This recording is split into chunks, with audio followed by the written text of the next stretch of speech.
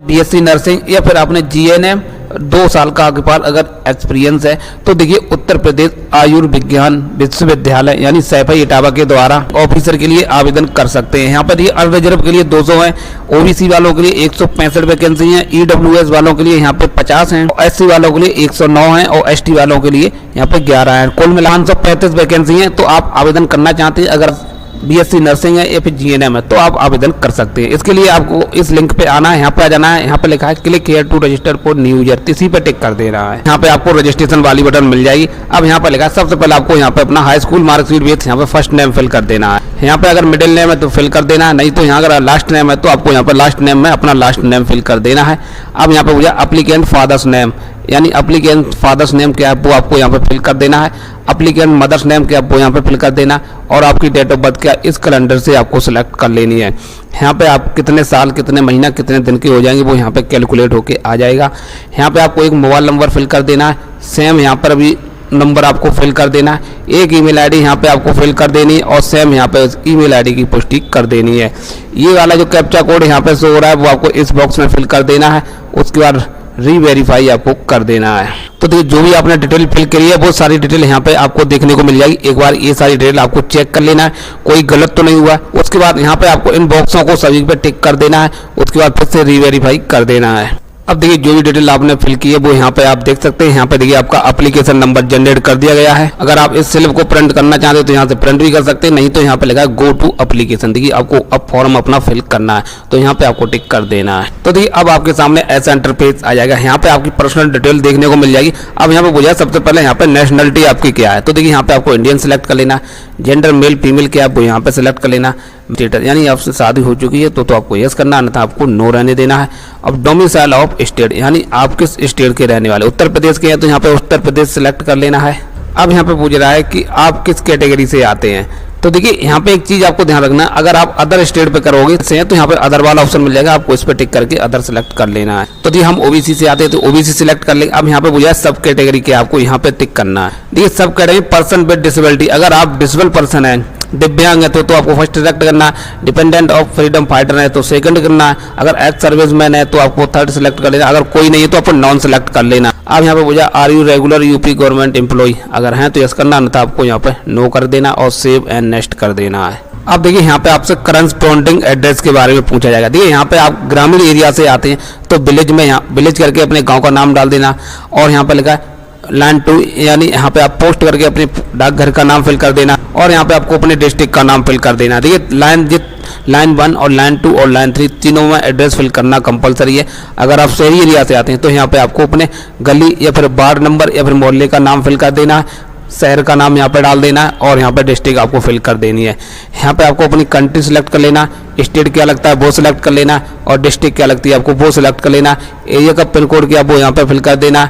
अब यहाँ पे पूछ रहा है परमानेंट एड्रेस और प्रेजेंट एड्रेस दोनों आपके सेम है, तो अब जैसे ही आप यस कर देंगे ऊपर वाला एड्रेस आपका यहाँ पे पेस्ट हो जाएगा। अगर दोनों एड्रेस आपके अलग अलग हैं तो यहाँ पे नो करके आपको यहाँ पे एड्रेस फिल कर देना है, उसके बाद सेव एंड नेक्स्ट कर देना है। अब देखिए यहाँ पे आपको 10th क्लास क्वालिफिकेशन की डिटेल यहाँ पे देनी होगी। सबसे पहले यहाँ पे आपको अपने बोर्ड का नाम फिल करना है, उसके बाद कौन से साल में पास किया वो यहाँ पे पासिंग ईयर सेलेक्ट कर लेना है, रिजल्ट टाइप कैसा था, परसेंटेज था या फिर मार्क सिस्टम था या फिर आपका CGPA सिस्टम था, जैसा भी है अपना यहाँ पे सेलेक्ट कर परसेंटेज सेलेक्ट करेंगे। वैसे यहाँ पे आपसे ऑफ 10 मार्क यानी आपके कितने मार्क का है वो डाल देना, टोटल कितने था पूर्णांक कितने का था वो यहाँ पे फिल कर देना है और जो आपकी परसेंटेज है वो देखिए यहाँ पे कैलकुलेट होके अपने आप यहाँ पे आ जाएगी।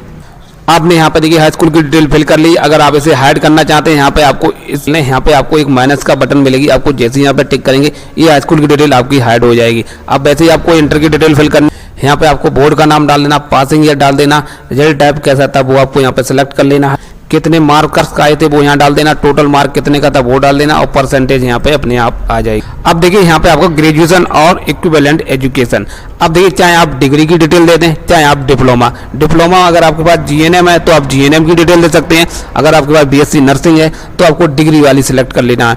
अब यहाँ पे registered as nurse and midwife with state and Indian nursing council, यानी चाहे आप चाहे स्टेट की हो चाहे लेवल की हो, जो नर्सिंग काउंसिलिंग है मिडवाइफ क्या आप उसमें रजिस्टर्ड हैं, यहाँ पे आपको यस कर देना है। तो देखिए आपको यहाँ पे यस ही करना है, अगर आप नो कर देंगे तो आप इन एलिजिबल हो जाएंगे। तो यहाँ पे जैसे ही आप यस करेंगे वैसे ही यहाँ पे आपको डिग्री सिलेक्ट करने का ऑप्शन मिलेगा। देखिए यहाँ पे BSc honours and BSc nursing, तो देखिए आपको फर्स्ट वाले पर टिक करना है, या फिर BSc post certificate and post basic and BSc nursing है तो आपको सेकंड वाली पे।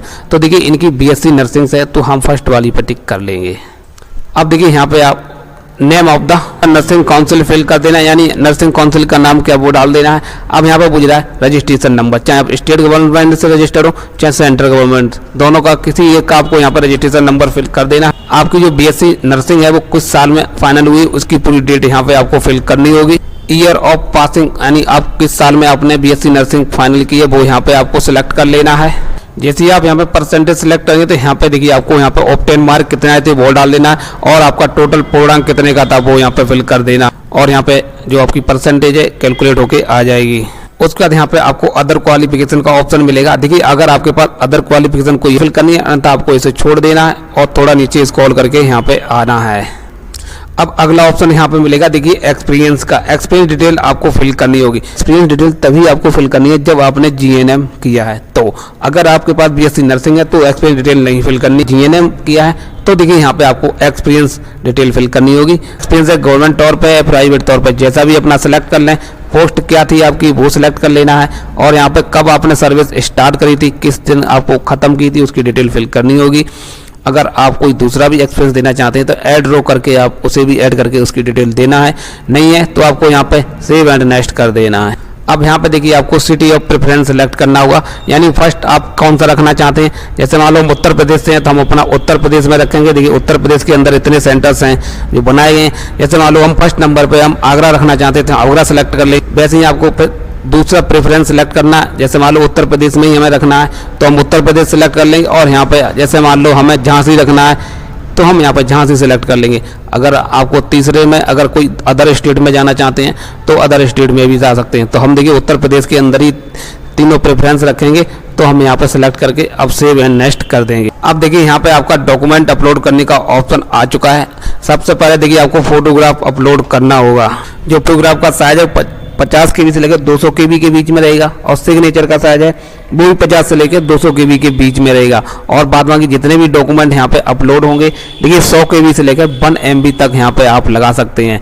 तो देखिए यहाँ पे हाई स्कूल की जो सर्टिफिकेट होता है वो आपको अपलोड करना है। अगर देखिए अगर आपके पास सनद अलग होगी या फिर मार्कशीट अलग होगी तो देखिए जो आपकी सनद है वही आपका सर्टिफिकेट होगा। अगर आपने 2008 या 10 के और पास आपने की होगी, सनद मार्कशीट अलग है तो यहाँ पे सनद में सर्टिफिकेट अपलोड कर देना है, और यहाँ पे जो मार्कशीट है यहाँ पे आपको अपनी हाई स्कूल की मार्कशीट अपलोड कर देनी। अगर आपकी दोनों एक ही है तो दोनों जगह आपको हाई स्कूल की मार्कशीट अपलोड कर देनी है।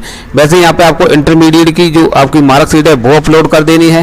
यहाँ पे आपको अपनी ग्रेजुएशन की मार्कशीट अपलोड कर देनी है। यहाँ पे आपको इंटरमीडिएट की जो सर्टिफिकेट होता है यानी मार्कशीट है वो आपको अपलोड कर देनी है, और यहाँ पे आपका ग्रेजुएशन का जो सर्टिफिकेट होता है वो आपको अपलोड कर देनी है। मार्कशीट और सर्टिफिकेट दोनों अलग अलग हैं तो आपको अलग अलग ही लगाना है। अगर आपके पास एक ही है उसके बाद देखिए यहाँ पे कास्ट सर्टिफिकेट कंपलसरी आपको लगाना ही लगाना है, और यहाँ पे लगा बीएससी नर्सिंग की आपको जो सर्टिफिकेट है वो अभी आपको यहाँ पे अपलोड करना होगा। डोमिसाइल सर्टिफिकेट अगर आपके पास है लगा सकते हैं, नहीं तो आप इसे छोड़ भी सकते हैं। आपको 2360 रुपये का चार्ज है वो आपको लगेगा। उसके बाद यहाँ पे आपको टर्म को एक्सेप्ट कर लेना है। ये वाला जो कैप्चा कोड यहाँ पे शो हो रहा है वो आपको इस बॉक्स में फिल कर देना है। उसके बाद ये प्रीव्यू कर लेना। प्रीव्यू करेंगे जो भी डिटेल आपने फिल करी है वो एक बार सब चेक कर लेना है आपको, कोई हमारी गलती तो नहीं होगी। जब आपकी सब ठीक है तो उसके बाद यहाँ पे आपको सबमिट कर दें। अब देखिए जो भी डिटेल आपने फिल करी थी वो यहाँ पे आपको सारी चीज देखने को मिल जाएगी। आपको इसे एक बार वेरीफाई कर लेना है।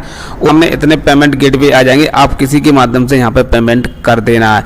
तो देखिए हम यहाँ पे यूपीआई के माध्यम से करेंगे तो हमें यहाँ पे यूपीआई पे जैसे ही टिक करेंगे वैसे ही हमें यहाँ पे दो ऑप्शन मिलेंगे, एक यूपीआई या दूसरा है क्यूआर कोड का। तो देखिए अगर आप क्यूआर कोड पे यहाँ पे टिक कर देते हैं तो देखिए आपके सामने क्यूआर कोड आ जाएगा।